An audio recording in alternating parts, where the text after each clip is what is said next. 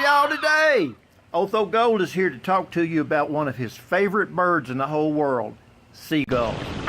You know, I always love going to the ocean because I love the waterfowl, all kinds of birds running up and down the banks, along the shore of the ocean, and especially seagulls. You can just feed seagulls for hours. And, you know, you get big masses of them coming in. Just fascinating birds to be around. But it reminded me of a story about a man and his pet seagull. They walk into a bar and it's around 5 p.m., but they're ready for a good night of drinking.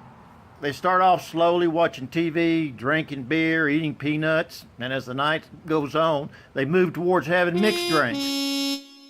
And then shooters. And then one after the other, they're, you know, belting these shots back. Finally, the bartender says, "Last call." So the man says, "One more for me and one more for my seagull." The bartender sets them up and they shoot them back. Suddenly, the seagull falls over dead. The man throws some money on the bar, pulls on his coat, starts to leave. Well, the bartender yells, "Hey, buddy, you can't just leave that lion there." To which the man replies, "That's not a lion, that's a seagull." Yesterday, a female friend of mine who lives out on the East Coast told me a story that probably one of the funniest I've ever heard about seagulls.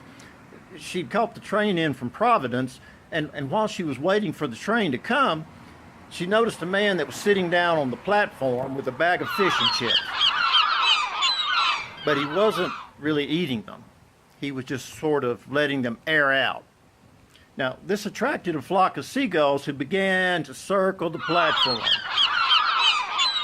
And instead of shooing the birds away, the man offered them a few chips. He tossed one a foot or so away from him, and it was like he was beckoning them to come towards him.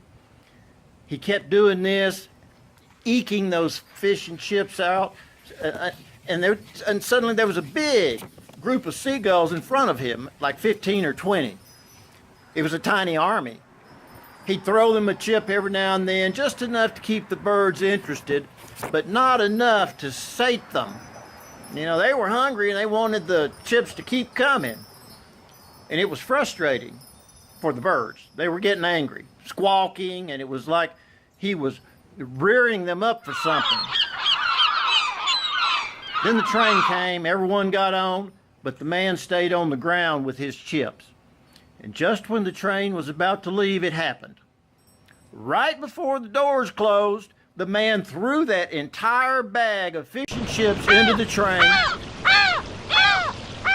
The entire flock of seagulls followed the bag, and the doors closed. Pandemonium!